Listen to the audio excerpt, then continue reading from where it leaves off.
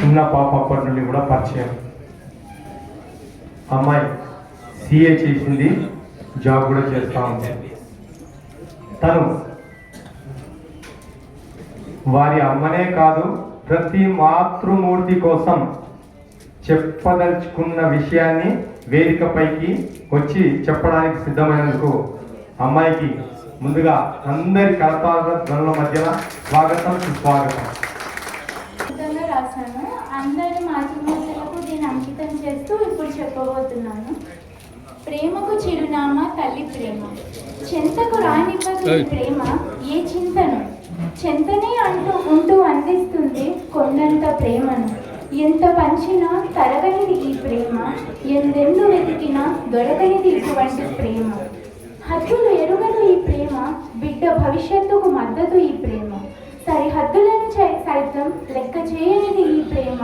ఇదే కదా తల్లి ప్రేమ.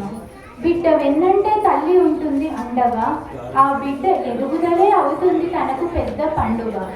మనసులోని ప్రేమను పంచుతుంది నిండుగా, బిడ్డ శ్రేయస్సును కోరుతుంది మెండుగా.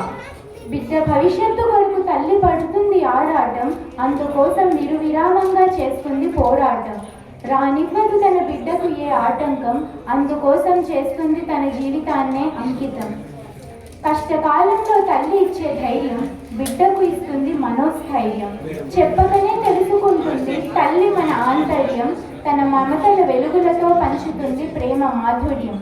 మమతానురాగులకు నిలువెత్తు నిదర్శనం ఈ స్త్రీ రూపం, ప్రేమకు ప్రతిరూపమే ఈ దైవ స్వరూపం. కల్మషం ఎరుగని మనసు అత్యంత నిర్మలం, కష్టాలలో సైతం మారని ఈ ప్రేమ అజరామరం.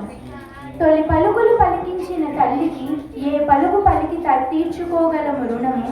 తొలి అడుగులు నేర్పించిన ఈ గురువు ముంగిట ఒదిగి ఉండడంలోనే దాగి ఉన్నది మన గుణము.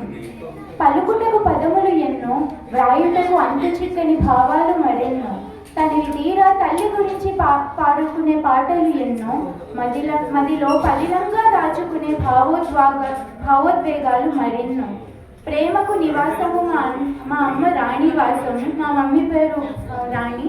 అండ్ ఈ కవిత అందరికీ అంకితం చేస్తున్నాను, అందరి మాతృమూర్తులు. Thank you very much for this opportunity.